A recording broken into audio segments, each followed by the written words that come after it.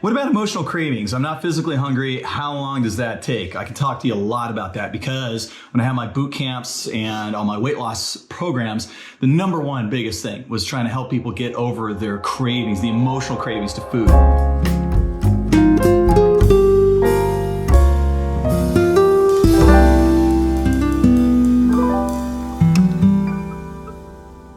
So here's how this works, okay? A long time ago, I went to an addiction medicine conference with Brooke, and I learned more about understanding how the brain and addiction works than anything. I realized that it's not a waiting out game. It's a replacing your go-to way of coping with a decrease or an imbalance in chemicals in your brain. So addiction has a lot to do with where you get your dopamine. That's really what it's all about. So right now, when you have emotional cravings connected to food, usually the go-to response is when you feel sad or bored or frustration, your body needs a good hit of getting high, which is from dopamine.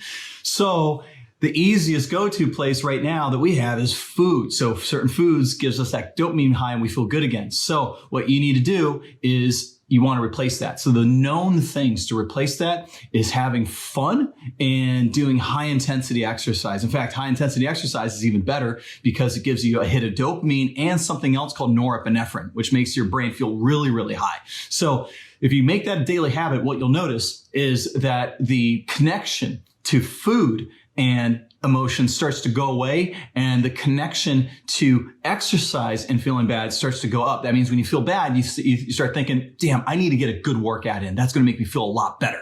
That's what you want to do. So it's a habit forming thing. It can take as little as 1 week and it can take as long as 6 weeks to do it. It just depends on how hardcore you go. So if you fully eliminate all the bad stuff and eat only on plan, and then you fill your life with daily large amounts of bliss and high intensity exercise, you're going to see those cravings, the emotional cravings, seriously just go away in a matter of 1 to 2 weeks. If you're really weak on that part, that means you do little to no exercise and you do the bare minimum for self-care. This could never go away because you're never giving your brain enough to give it a good shot of dopamine in any other way.